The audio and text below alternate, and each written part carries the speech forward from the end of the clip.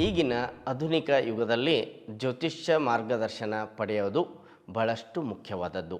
ನಾನು ಎಂ ಜೋಶಿ, ಎಲ್ಲರಿಗೂ ನಮಸ್ಕಾರ. ಇವತ್ತಿನ ಈ ಆಧುನಿಕ ಯುಗ ಎಲ್ಲರಿಗೂ ಗೊತ್ತಿದೆ. ಇದರಲ್ಲಿ ಪ್ರಾಚೀನ ಋಷಿಮುನಿಗಳು ಹಾಗೂ ಇವತ್ತಿನ ಆಧುನಿಕ ಜ್ಯೋತಿಷ್ಯ ತಜ್ಞರು ಹಲವಾರು ಸಂಶೋಧನೆಯನ್ನು ಮಾಡಿ ಈ ಜಗತ್ತಿಗೆ ಕೊಡುಗೆಯನ್ನು ನೀಡಿದಂತಹ ವಿಶೇಷ ಶಾಸ್ತ್ರ ಅಂತಂದರೆ ಜ್ಯೋತಿಷ್ಯ ಶಾಸ್ತ್ರ. ಈ ಜ್ಯೋತಿಷ್ಯ ಶಾಸ್ತ್ರದಲ್ಲಿ 9 ಆಧಾರ ಸ್ತಂಭಗಳಿದ್ದಾವೆ. ಆ 9 ಆಧಾರ ಸ್ತಂಭಗಳು ಅಂತಂದರೆ 9 ಗ್ರಹಗಳು. ಆ 9 ಗ್ರಹಗಳ ಪ್ರಭಾವ ಮಾನವೀಯ ಜೀವನದ ಮೇಲೆ ಬೀರಿ ಅವರ ಜೀವನದಲ್ಲಿ ಬರುವಂತಹ ಅನೇಕ ಒಳ್ಳೆಯ ಮತ್ತು ಕೆಟ್ಟ ಸಮಯಗಳನ್ನು ನಿರ್ಧರಿಸುವಂಥದ್ದು ಜ್ಯೋತಿಷ್ಯ ಶಾಸ್ತ್ರ. ಈ 9 ಗ್ರಹಗಳು ಮತ್ತು 9 ಗುಣ ಸ್ವಭಾವಗಳು ವ್ಯಕ್ತಿಯ ಜೀವನದಲ್ಲಿ ಬರಲಿಕ್ಕೆ ಪ್ರಾರಂಭವಾಗ್ತವೆ. ಯಾವ ರೀತಿ ನಮಗೆ ಅನೇಕ ರೀತಿಯ ಯಶಸ್ಸನ್ನು ಪಡಿಬೇಕಾದ್ರೆ ನಾವು ಏನು ಮಾಡಬೇಕು ಅನ್ನುವಂತಹ ಮಾರ್ಗದರ್ಶನ ಕೂಡ ಜ್ಯೋತಿಷ್ಯ ಶಾಸ್ತ್ರ ನೀಡ್ತಾ ಇರುತ್ತೆ.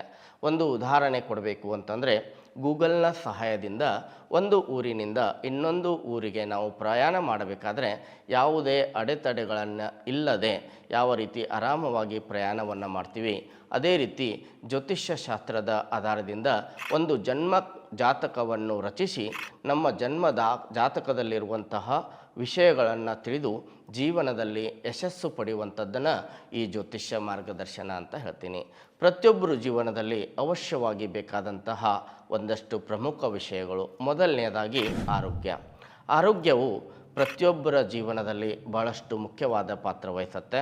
ಈ ಜ್ಯೋತಿಷ್ಯ ಶಾಸ್ತ್ರದ ಆಧಾರದಿಂದ ಒಂದು ವ್ಯಕ್ತಿಯ ಜೀವನದಲ್ಲಿ ಅನಾರೋಗ್ಯದ ಸಮಸ್ಯೆಗಳು ಯಾವ ಸಂದರ್ಭದಲ್ಲಿ ಬರುವಂಥದ್ದು, ಆ ಸಂದರ್ಭದಲ್ಲಿ ಯಾವ ರೀತಿಯ ವಿಶೇಷವಾದಂಥ ನಾವು ಕಾಳಜಿಯನ್ನು ವಹಿಸಬೇಕು. ವೈದ್ಯಕೀಯ ಉಪಚಾರದ ಜೊತೆಗೆ ಜ್ಯೋತಿಷ್ಯ ಮಾರ್ಗದರ್ಶನದ ಮೂಲಕ ಮಂತ್ರ ಸಲಹೆ, ಹೋಮ ಹವನ ಪೂಜೆಗಳನ್ನು ಮಾಡ್ತಾ ನಮ್ಮ ಆರೋಗ್ಯವನ್ನು ಯಾವ ರೀತಿ ಸುಧಾರಣೆ ಮಾಡಬೇಕನ್ನುವಂಥದ್ದು ಕೂಡ ಮಾರ್ಗದರ್ಶನ ನೀಡುತ್ತೆ.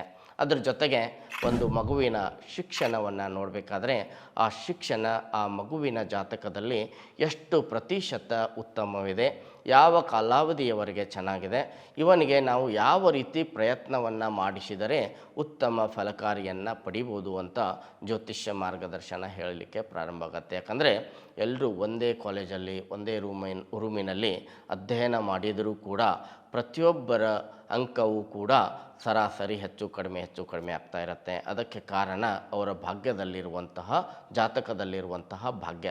ಆ ಭಾಗ್ಯನೇ ಆ ರೀತಿ ಮಾಡಲಿಕ್ಕೆ ಕಾರಣೀಭೂತ ಆಗ್ತಿರುತ್ತೆ. ಕೆಲವೊಬ್ಬರ ಜಾತಕದಲ್ಲಿ 60% ಉತ್ತಮ ಶಿಕ್ಷಣ ಇದೆ ಅಂತ ನಾವು ಪಾಲಕರಿಗೆ ಅಥವಾ ಮಗುವಿಗೆ ಹೇಳಿದಾಗ, ಇನ್ನೊಂದು 20 ಅಥವಾ 30% ನಮ್ಮ ಮಗುವಿಗೆ ಯಾವ ರೀತಿ ಪ್ರಯತ್ನವನ್ನು ಮಾಡಿಸಬಹುದು ಮತ್ತು ಯಾವ ರೀತಿ ಪ್ರಯತ್ನವನ್ನು ಮಾಡಿದರೆ ಯಶಸ್ಸು ಸಿಗುತ್ತೆ ಅಂತ ತಿಳಿಯುವಂಥದ್ದೇ ಜ್ಯೋತಿಷ್ಯ ಮಾರ್ಗದರ್ಶನ.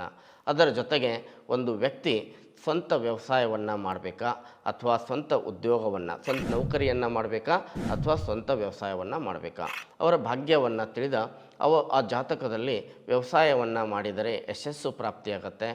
ಯಾವ ಕಾಲಾವಧಿಯಲ್ಲಿ ಉದ್ಯೋಗವನ್ನು ಪ್ರಾರಂಭ ಮಾಡ್ಬೋದು, ಯಾವ ಕಾಲಾವಧಿವರೆಗೆ ಚೆನ್ನಾಗಿರುತ್ತೆ, ಎಷ್ಟು ಪ್ರತಿಶತ ಹಣವನ್ನು ಸಂಪಾದನೆ ಮಾಡ್ತೀರಿ, ಇಂತಹ ಹಲವಾರು ವಿಷಯಗಳು ಜ್ಯೋತಿಷ್ಯ ಶಾಸ್ತ್ರದಲ್ಲಿ ಅಡಗಿರುವಂಥದ್ದು. ಇದರ ಜೊತೆಗೆ ವೈವಾಹಿಕ ಜೀವನ ಆಯಿತು, ಸ್ವಂತ ವಾಹನ ಪ್ರಾಪರ್ಟಿ ಪರ್ಚೇಸ್ ಮಾಡುವಂಥದ್ದು, ಮನೆ ಜಾಗವನ್ನು ಖರೀದಿ ಮಾಡುವಂಥದ್ದು, ಐಷಾರಾಮಿಯಾದಂಥ ಜೀವನ ನನ್ನ ಜೀವನದಲ್ಲಿ ಯಾವಾಗ ಸಿಗುತ್ತೆ, ಸುಖ ಶಾಂತಿ ಸಮೃದ್ಧಿ ಯಾವಾಗ ಪ್ರಾಪ್ತಿಯಾಗುತ್ತೆ, ಇಂತಹ ಅನೇಕ ವಿಷಯಗಳು ಜ್ಯೋತಿಷ್ಯ ಶಾಸ್ತ್ರದ ರಹಸ್ಯಗಳಲ್ಲಿ ಅಡಗಿವೆ.